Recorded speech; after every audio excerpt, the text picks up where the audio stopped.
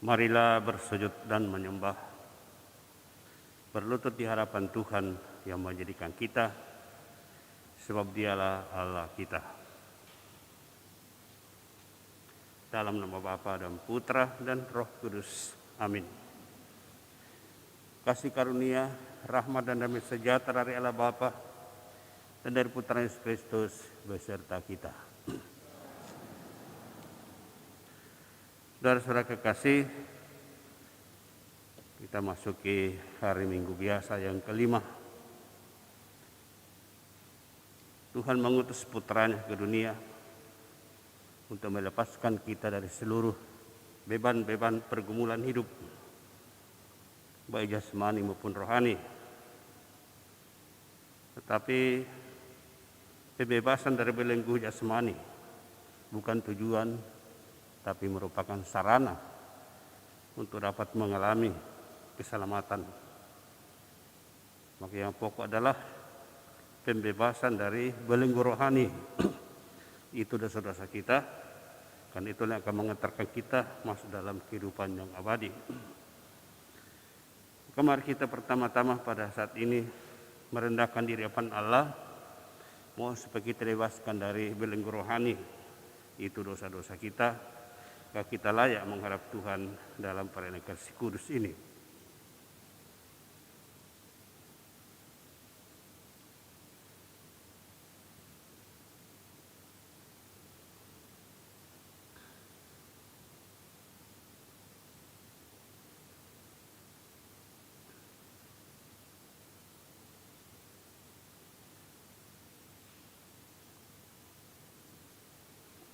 Tuhan Yesus Kristus, Engkau telah menyembuhkan orang-orang sakit dan menjadi harapan mereka yang menderita. Tuhan, kasihanilah kami. Engkau sendiri telah mengalami penderitaan hebat untuk menyelamatkan semua orang. Kristus, kasihanilah kami. Engkau telah memaklumkan kabar gembira tanpa mengenal lelah, bahwa Bapa di surga selalu menantikan umat kesayangannya. Tuhan, kasihanilah kami. Semoga Allah yang Maha Kuasa mengampuni kita, mengampuni dosa kita, mengantar kita ke hidup yang kekal. Kemuliaan kepada Allah di surga. Kami memuji Dikau, kami menyembah Dikau, kami bersyukur kepadamu karena kemuliaan-Mu yang besar.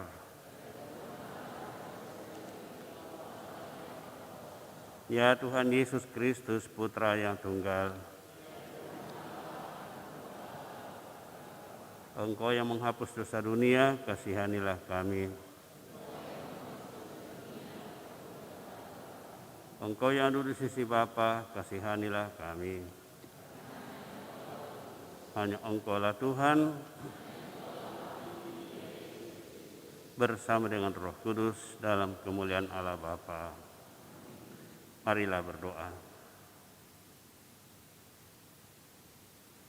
Allah yang penuh belas kasih, Kau telah mengutus Yesus Kristus Putramu untuk mewartakan kabar gembira kepada dunia.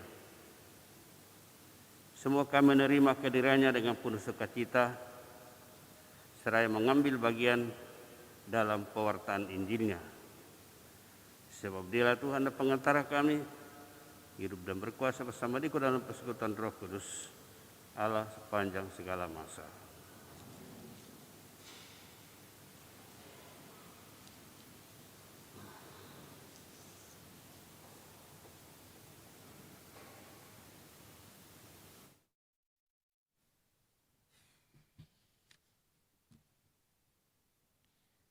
Bacaan dari Kitab Ayub.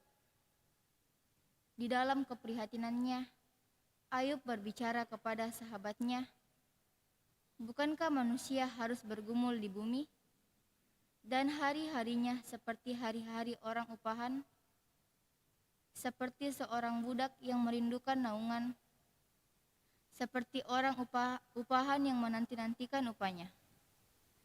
Demikianlah aku diberi bulan-bulan yang sia-sia, dan kepadaku ditentukan malam-malam yang penuh kesusahan. Bila aku pergi tidur, maka yang kupikirkan, bilakah aku akan bangun, tetapi malam merentang panjang, dan aku dicekam oleh kegelisahan sampai dini hari. Hari-hariku berlalu lebih cepat daripada torak, dan berakhir tanpa harapan.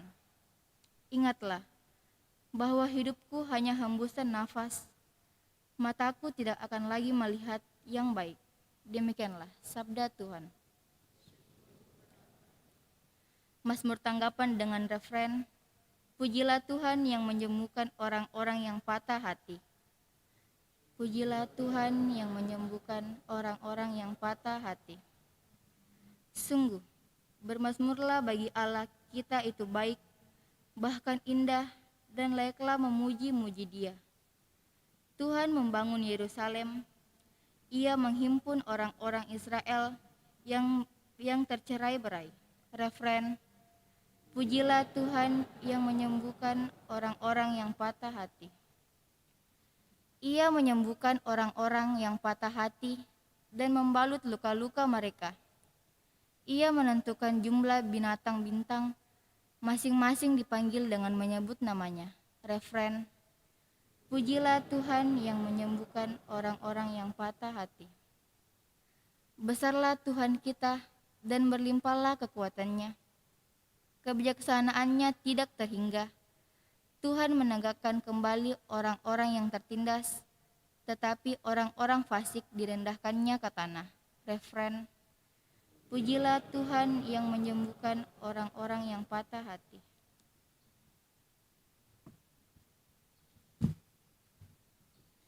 Pembacaan dari surat pertama Rasul Paulus kepada jemaat di Korintus. Saudara-saudara, memberitakan Injil bukanlah suatu alasan bagiku untuk memegahkan diri.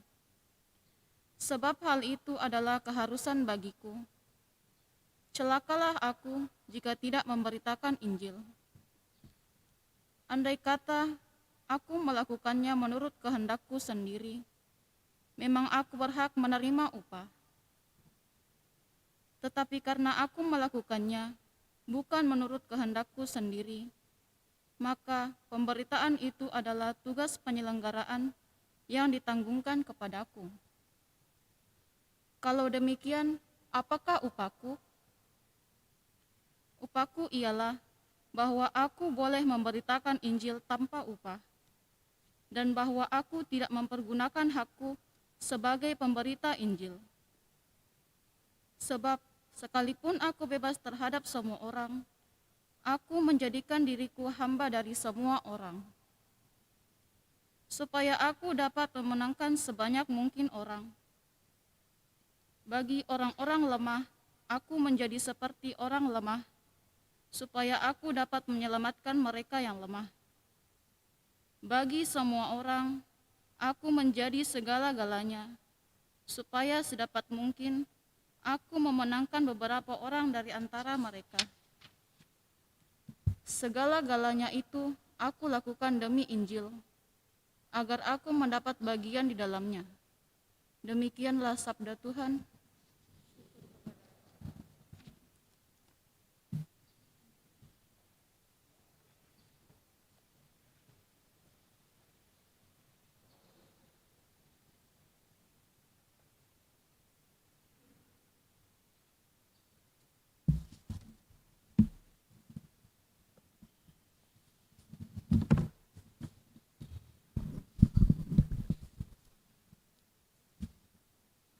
Tuhan bersamamu.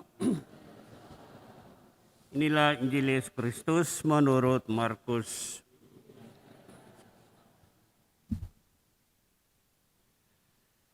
Sekeluarnya dari rumah ibadat di Kapernaum, Yesus bersama Yakobus dan Yohanes pergi ke rumah Simon dan Andreas.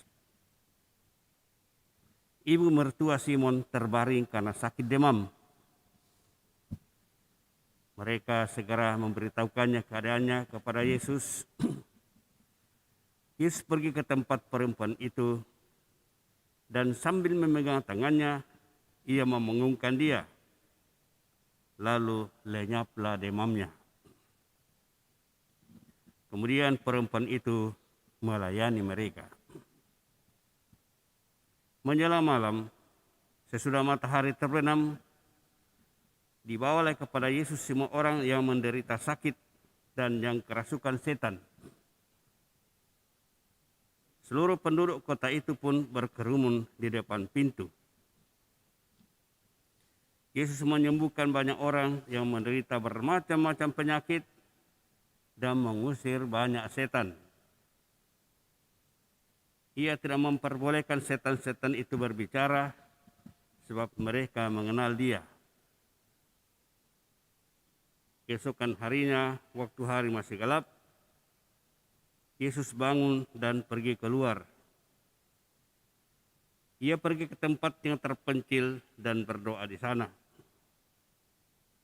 Tetapi Simon dan kawan-kawannya mencari dia. Ketika menemukan Yesus, mereka berkata, "Semua orang mencari engkau." Jawab Yesus, "Mari kita pergi ke tempat lain, ke kota-kota di sekitar ini, supaya di sana juga aku memberitakan Injil. Karena untuk itu aku telah datang." Lalu pergilah Yesus ke seluruh Galilea, memberitakan Injil dalam rumah-rumah ibadat mereka dan mengusir setan-setan. Demikianlah Injil Tuhan.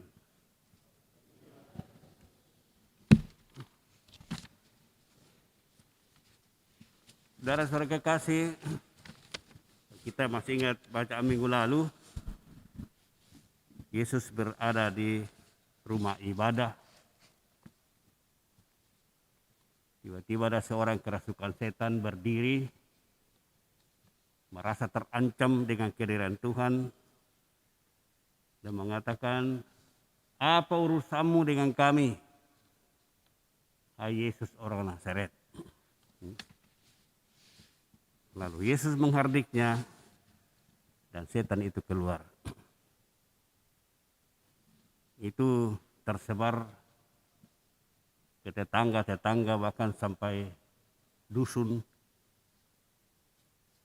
Sehingga ketika Yesus keluar dari rumah ibadah itu, dia pergi ke rumah Simon Petrus. Tidak jauh dari situ, mungkin sekitar 100 meter saja jaraknya. Dan kabar itu semakin menyebar ke seluruh kampung. Maka ketika malam hari Sabat selesai, semua orang sakit di seluruh kampung itu, bahkan dikatakan seluruh Galilea, diusung kepada Yesus.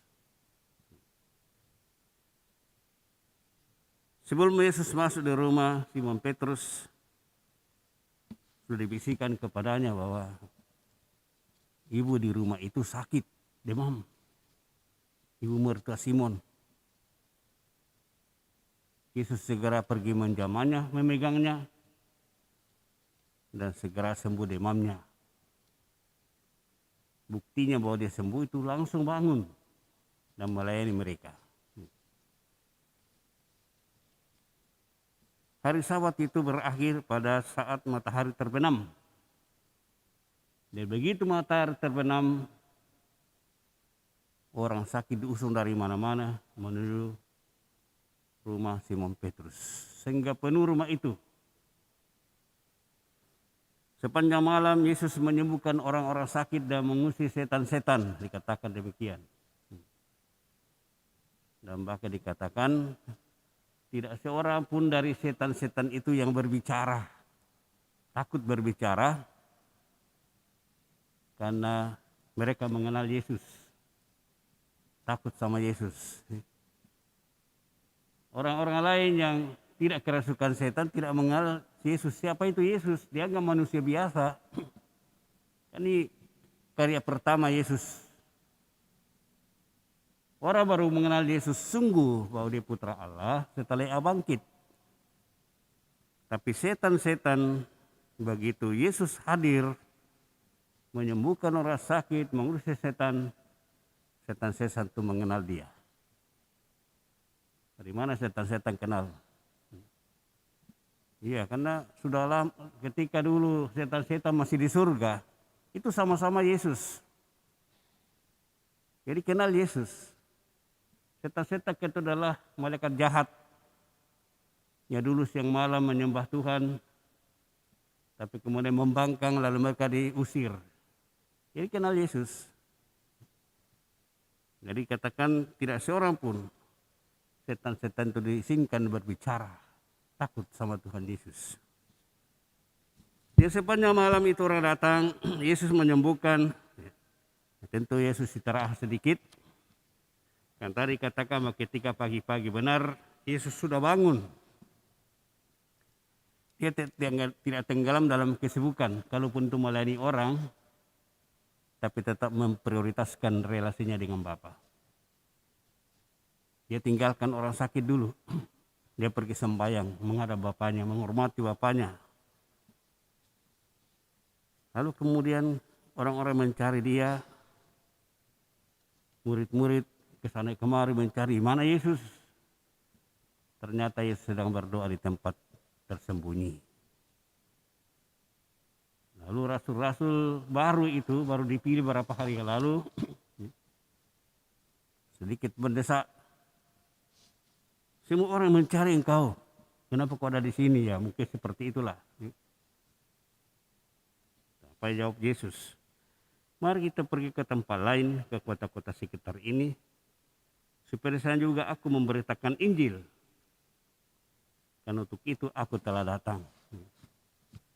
Yesus tidak hanya datang untuk sekelompok orang, tapi untuk semua orang. Nah, saudara-saudara kasih, beberapa hal yang menjadi renungan kita. Yang pertama itu, Ibu Simon Petrus sendiri tidak tahu kalau Yesus bisa menyembuhkan orang. Tapi orang lain yang mengantarkannya kepada Ibu Simon Petrus sehingga dia disembuhkan. Artinya apa? Melalui perantaraan orang lain kita bisa disembuhkan. Kita bisa diberkati, kita bisa dikunjungi oleh Tuhan, didatangi oleh Tuhan. Itulah pentingnya saling mendoakan dalam situasi hidup kita. Kalaupun kita tidak tahu, orang lain mendoakan kita. Itu Tuhan akan melakukan itu. Seperti kita kata semua, banyak orang di dunia mendoakan kita. Kami para pastor, banyak orang mendoakan kami. Sehingga puji Tuhan sampai sekarang masih sehat-sehat. Itu bukan hanya sekarang karena banyak makan gizi, banyak makan vitamin, tapi itu karena doa-doa orang. Doa-doa umat. Demikian juga kita semua, kita tahu siapa mendoakan kita. Terutama biarawan-biarawati yang siang malam hanya berdoa untuk kita. Jadi kita pasti juga bersyukur kepada Tuhan dan juga mendoakan mereka-mereka semua yang mendoakan kita dimanapun. Kita perlu saling mendoakan, mengantarkan Yesus kepada orang-orang yang membutuhkannya. Lalu yang kedua, ibu mertua Simon Petrus segera bangun melayani Yesus. Orang yang mengalami zaman kasih Allah tidak tinggal diam, tapi mengungkapkan syukurnya itu dengan melayani Tuhan Yesus. Menjadi renungan bagi kita juga. Kita dikasih Allah dengan segala macam kekurangan kelemahan kita. Pertanyaan kita, apakah kita melayani Allah dengan ikhlas juga sebagai tanda terima kasih kita? Kita tidak cukup menjadi manusia pasif, menunggu dicintai Allah, tapi mari kita juga bangkit mencintai Allah, melayani Allah dengan cara hidup kita yang benar, mencintai Tuhan dan mengikuti kehendak-Nya. Mari kita menjadikan hidup kita suatu ungkapan syukur. Kita lihat sampai sekarang ini kita masih sehat-sehat. Kita masih dilindungi dari virus corona. Kalaupun mendunia, nah apa lebihnya kita sehingga kita diistimewakan Tuhan, diluputkan dari paparan corona, mudah-mudahan tetap seperti itu. Maka mari kita bersyukur. Cintailah Tuhan dengan hidup kita yang dengan cara yang benar. Kemudian yang ketiga, seperti saya katakan tadi, bahwa orang yang kerasukan setan itu mengenal Yesus. Karena mereka pernah sama-sama di surga. Dulu ketika sama-sama di surga, setia kepada Tuhan, setan-setan itu bahagia bersama malaikat. Tapi mereka tidak puas dengan dirinya, dan mulai melawan Tuhan. Dibuanglah mereka ke dalam dunia itu seperti katakan dalam kitab Wahyu. Nah, itu mengganggu manusia. Karena setan-setan itu cemburu. Kenapa manusia ini bisa selamat sedangkan kita tidak? Karena setan punya nasib itu sudah pasti masuk neraka. Hanya diberi kesempatan sementara untuk memperkuat iman manusia. Sehingga kadang-kadang merasuki manusia. Sehingga ada dua macam manusia yang kerasukan setan. Kerasukan yang pertama seperti kalau orang kesurupan. Dia tidak menguasai dirinya, setannya bicara dalam dirinya. Seperti diterangkan di dalam kitab suci minggu lalu, dia menggoncang-goncang orang itu, lalu dia keluar. Ini orang kerasukan setan yang kita lihat, membuat orang sakit dan tidak sadar, menyiksa fisik manusia. Ada kerasukan setan yang kedua, yang kita tidak sadari. Dia merasuki pikiran, merasuki egoisme kita, kepentingan kita, seperti komparisi. Komparisi semuanya kerasukan setan. Karena selalu berlawanan dengan kehendak Yesus, kehendak Tuhan. Maka orang-orang yang tanpa sadar kerasukan setan dalam hati, pikirannya, hatinya, segala macam pola pikirnya dirasuki setan, itu tidak pernah merasa aman dengan imannya. Selalu mau berontak. Ada aturan gereja, berontak. Ada tuntutan gereja, berontak. Tidak pernah merasa aman dengan imannya. Ini orang-orang yang kerasukan setan melalui pikiran dan pola pikirnya. Nah itu saudara-saudara bisa saja mengenai kita. Maka kita perlu setiap waktu merefleksikan diri kita. Apakah saya puas dengan iman saya? Kalau saya tidak merasa puas dengan iman saya, selalu banyak tuntutannya. Kenapa orang lain puas dan saya tidak? Berarti ada apa-apanya. Kita perlu merenung. Mungkinkah kita sudah dibawakan oleh iblis? Komparisi juga merasa beres dengan imannya, tetapi tidak pernah puas. Ketika sedikit disentil oleh Yesus, marah mereka, tersinggung mereka. Karena mereka seolah-olah kebenaran itu merupakan gangguan bagi mereka. Sabda Tuhan itu merupakan belenggu bagi mereka. Maka kita juga perlu, karena kita kerasukan setan melalui pikiran ini tidak nyata. Hanya orang yang bersangkutan itu yang merasakan dan mengalami. Kalau protes, seperti kita kenapa dipersulit di gereja Katolik? Banyak gereja lain.